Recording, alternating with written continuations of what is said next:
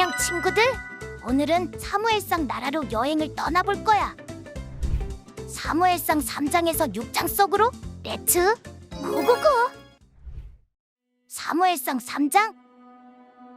소년 사무엘은 엘리 밑에서 여호와를 섬기고 있었습니다.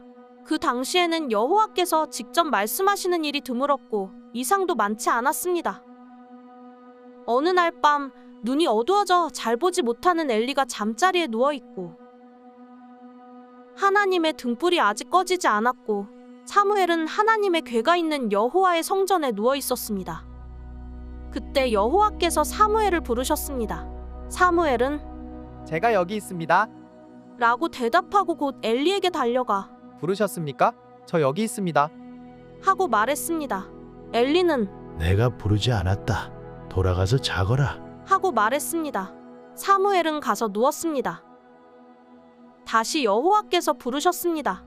사무엘아, 그러자 사무엘이 일어나 엘리에게 가서 말했습니다. 여기 있습니다. 저를 부르셨지요? 엘리가 대답했습니다. 내 아들아, 나는 부르지 않았다. 돌아가서 자거라. 그때까지 사무엘은 여호와를 잘 알지 못했고 여호와의 말씀도 아직 그에게 나타난 적이 없었습니다. 여호와께서 세 번째로 사무엘을 부르셨습니다. 사무엘은 일어나 엘리에게 가서 말했습니다. 여기 있습니다. 저를 부르셨지요? 그제야 엘리는 여호와께서 이 소년을 부르시는 것을 깨달았습니다. 그래서 엘리는 사무엘에게 가서 누워있다가 다시 그분이 너를 부르시면 여호와여 말씀하십시오. 주의 종이 듣고 있습니다라고 말해라. 하고 일러주었습니다. 사무엘이 돌아가 자리에 누웠습니다. 여호와께서 나타나셔서 그곳에 서서 조금 전처럼 부르셨습니다. 사무엘아, 사무엘아. 그러자 사무엘이 말했습니다. 말씀하십시오. 주의 종이 듣고 있습니다. 그러자 여호와께서 사무엘에게 말씀하셨습니다. 보아라, 내가 이스라엘에 어떤 일을 행할 것이다. 그것을 듣는 사람마다 두려워서 귀가 울릴 것이다. 그때 내가 엘리의 집안에 대해 말한 모든 일을 처음부터 끝까지 다 이룰 것이다. 내가 엘리의 집안을 영원히 심판하겠다고 말한 것은 엘리가 자기 아들들이 스스로 벌을 청하는 것을 알면서도 그것을 막지 않았기 때문이다. 그러므로 내가 엘리의 집안을 두고 제물이나 예물로 결코 깨끗해질 수 없다라고 맹세했던 것이다. 사무엘은 아침이 될 때까지 누워있다가 여호와의 집의 문을 열었습니다. 하지만 사무엘은 이 이상에 대해 엘리에게 말하기가 두려웠습니다. 그러자 엘리가 그를 불러 말했습니다. 내 아들 사무엘아. 사무엘이 대답했습니다. 예, 여기 있습니다.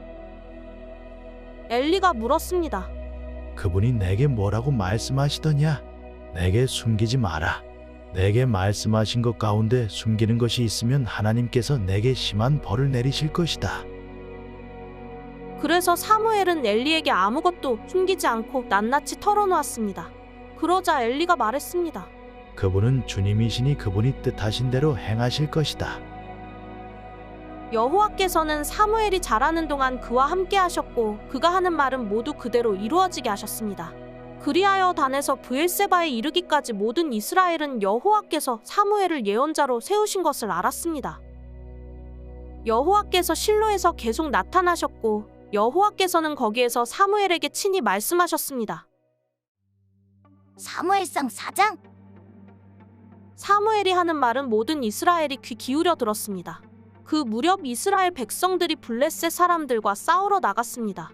이스라엘 사람들은 에베네셀의 진을 쳤고 블레셋 사람들은 아벡의 진을 쳤습니다. 블레셋 사람들은 이스라엘에 대항하기 위해 전열을 가다듬었습니다. 이 전쟁에서 이스라엘은 블레셋 사람들에게 패했고 그 싸움터에서 죽은 군사가 약 4,000명 정도 됐습니다. 군사들이 진영에 돌아오자 이스라엘 장로들이 말했습니다. 여호와께서 오늘 우리를 블레셋 사람들 앞에서 패배하게 하신 이유가 무엇이겠는가? 실로에서 여호와의 언약궤를 가져오자. 그 궤가 우리 가운데 오면 우리 적들의 손에서 우리를 구해낼 수 있을 것이다. 그래서 그들은 사람들을 실로에 보냈고 그 사람들은 그룹들 사이에 계신 전능하신 여호와의 언약궤를 갖고 돌아왔습니다. 엘리의 두 아들 홈리와 비느하스도 하나님의 언약궤와 함께 그곳에 왔습니다. 여호와의 언약궤가 진영에 도착하자 모든 이스라엘이 땅이 흔들릴 만큼 큰 소리로 외쳤습니다. 이 소리를 들은 블레셋 사람들은 히브리 사람의 진영에서 나는 이 환호성은 대체 무엇이냐? 하고 묻다가 곧 여호와의 궤가 진영에 도착했다는 것을 알게 됐습니다. 블레셋 사람들은 두려워하며 말했습니다. 그들의 신이 이스라엘 진영에 도착했다. 일찍이 이런 일이 없었는데 우리에게 이제 화가 미치겠구나. 우리에게 화가 미쳤는데 이 강한 신들의 손에서 누가 우리를 건져내겠는가? 그들은 광야에서 이집트 사람들을 온갖 재앙으로 쳐부순 신들이 아닌가? 블레셋 사람들아, 대장부답게 강해지자. 그러지 않으면 전에 히브리 사람들이 우리 종이 됐던 것처럼 우리가 히브리 사람들의 종이 되고 말 것이다. 대장부답게 나가서 싸우자. 이렇게 블레셋 사람들이 싸움에 임하자 이스라엘 사람들은 패해 저마다 자기 진영으로 도망쳤습니다. 이 싸움의 패배로 이스라엘은 3만 명의 군사를 잃고 말았습니다. 이때 하나님의 궤도 빼앗기고 엘리의 두 아들 홈리와 비느하스도 죽었습니다. 바로 그날 베냐민 지파 사람 하나가 싸움터에서 도망쳐 실로로 왔습니다. 그의 옷은 찢어졌고 머리에는 먼지가 가득했습니다. 그가 도착했을 때 엘리는 하나님의 궤로 인해 마음을 졸이며 길가 한쪽 의자에 앉아 소식을 기다리고 있었습니다. 그 사람이 성으로 들어와 어떤 일이 일어났는지 말하자 온 성안이 울음바다가 됐습니다. 그 울부짖는 소리를 듣고 엘리가 물었습니다. 웬 소란이냐? 그 사람이 곧장 엘리에게 달려왔습니다. 엘리는 98세나 됐기 때문에 눈이 어두워 잘 볼 수 없었습니다. 그 사람이 엘리에게 말했습니다. 저는 전쟁터에서 온 사람입니다. 바로 오늘 도망쳐 왔습니다. 엘리가 물었습니다. 내 아들아, 무슨 일이 있었느냐? 그 소식을 전하는 사람이 대답했습니다. 이스라엘이 블레셋 사람들 앞에서 도망쳤고 수많은 군사들이 죽었습니다. 또한 당신의 두 아들 홈리와 비느하스도 죽었고 하나님의 궤도 빼앗겼습니다. 하나님의 궤에 대한 말을 듣고 엘리는 그만 성문 곁에서 의자 뒤로 거꾸러져 목이 부러진 채 죽고 말았습니다. 그가 나이 많은 노인인데다 몸이 뚱뚱했기 때문이었습니다. 엘리는 40년 동안 이스라엘을 이끌었던 사사였습니다. 그의 며느리인 비느하스의 아내는 임신해 출산할 때가 가까웠습니다. 그녀는 하나님의 궤를 빼앗겼고 시아버지와 남편이 죽었다는 소식을 듣고는 갑자기 진통하다가 몸을 구부린 채 아이를 낳았습니다. 그녀가 숨을 거두려 하는데 옆에 있던 여인들이 두려워하지 마세요. 아들을 낳았어요. 하고 말했습니다. 하지만 그녀는 대꾸하지도 않고 관심도 보이지 않다가 영광이 이스라엘에서 떠났다. 하며 아이의 이름을 이가봇이라고 지었습니다. 하나님의 궤를 빼앗겼고 시아버지와 남편이 죽었기 때문입니다. 무엇보다 그녀는 하나님의 궤를 빼앗겼기 때문에 영광이 이스라엘에서 떠났다고 말한 것이었습니다. 사무엘상 5장. 블레셋 사람들은 하나님의 궤를 빼앗아 에베네셀에서 아스돗으로 가져갔습니다. 그러고 나서 그들은 그 궤를 다곤 신전으로 가져가서 다곤 신상 곁에 두었습니다. 이튿날 아침 일찍 아스돗 사람들이 일어나 보니 다곤이 여호와의 궤 앞에서 얼굴을 땅에 박고 넘어져 있었습니다. 그들은 다곤을 일으켜 다시 제자리에 세워두었습니다. 그 다음 날 그들이 일어나 보니 다곤이 여호와의 궤 앞에서 얼굴을 땅에 박고 넘어져 있었습니다. 다곤의 머리와 두 손은 잘려서 문지방에 널려 있었고 단지 몸통만 남아 있었습니다. 이 때문에 오늘날까지도 다곤의 제사장들과 아스돗에 있는 다곤의 신전에 들어가는 사람들은 모두 문지방을 밟지 않고 들어갑니다. 여호와의 손이 아스돗 사람들을 호되게 치셔서 종기 재앙으로 아스돗과 그 지역 사람들을 죽이셨습니다. 아스돗 사람들은 이런 일들을 보고 말했습니다.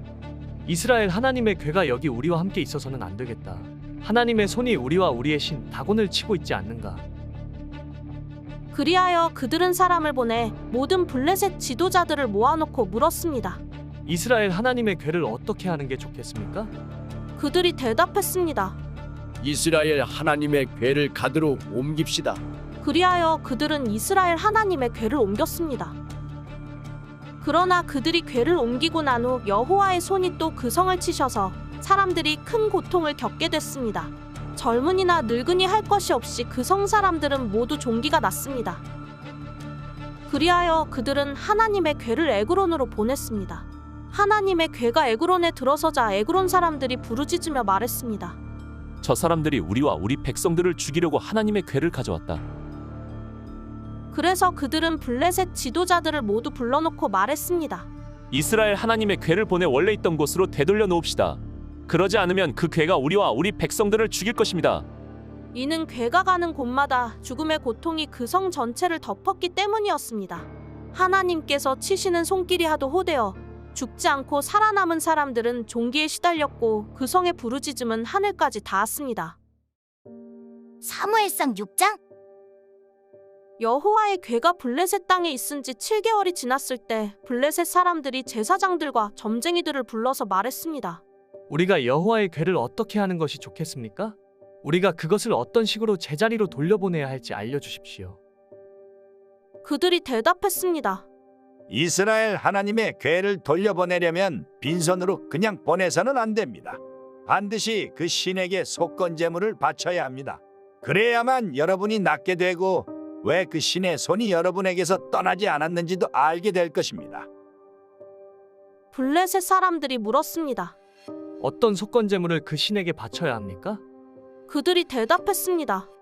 블레셋 지도자들의 수에 따라 금으로 만든 5개의 종기와 5마리의 금쥐를 바쳐야 합니다. 같은 수의 재앙이 여러분과 여러분의 지도자들에게 내렸기 때문입니다. 여러분들은 여러분이 앓고 있는 종기와 이 땅을 휩쓸고 있는 쥐의 모양을 만들어 바치고 이스라엘 신께 경의를 표하십시오. 그러면 혹시 하나님이 여러분과 여러분의 신들과 여러분의 땅을 치시던 손을 거두실지도 모릅니다. 여러분은 어찌 이집트 사람들과 바로처럼 고집을 부리려고 합니까? 하나님이 그들에게 온갖 재앙을 내리신 후에야 그들이 이스라엘 사람들을 보내 자기 길을 가게 하지 않았습니까? 그러니 이제 새 수레를 준비하고 멍에를 맨 적이 없는 젖이 나는 소 2마리를 수레에 매십시오. 하지만 그 송아지들은 떼내어 우리에 넣으십시오. 여호와의 궤를 가져다 수레에 싣고 속건 제물로 그분께 드릴 금으로 만든 물건들을 상자에 담아 궤 곁에 두십시오. 수레가 가는 대로 보내되 계속 지켜보십시오. 만약 그 소가 궤가 본래 있던 곳 베세메스로 가면 여호와께서 우리에게 이 큰 재앙을 보내신 것이요. 만약 그러지 않으면 우리를 친 것이 그분의 손이 아니라 그저 우연히 우리에게 닥친 일임을 우리가 알게 될 것입니다.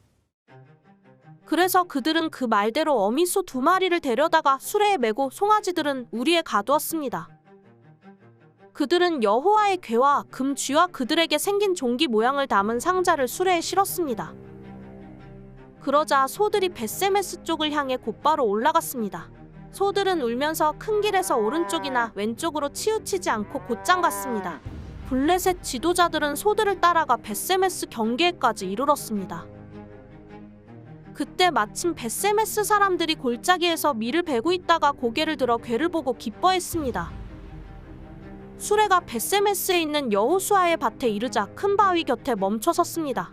사람들은 수레에 나무를 쪼개어 장작을 만들고 소들을 잡아 여호와를 위한 번제물로 드렸습니다.